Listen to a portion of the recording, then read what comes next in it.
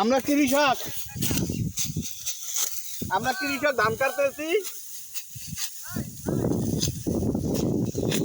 আজকে দীর্ঘ প্রায় 20 বছর পরে কৃষকের কাজ করতেছি আমরা।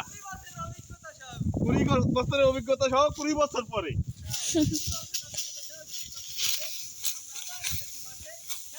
মাঠে নেমেছি আমরা ধান কাটতে। দক্ষিণে পরবাসী হয়ে কাটতেছি ধান। উৎসবের মাত্র আমরা সোনালী ফসল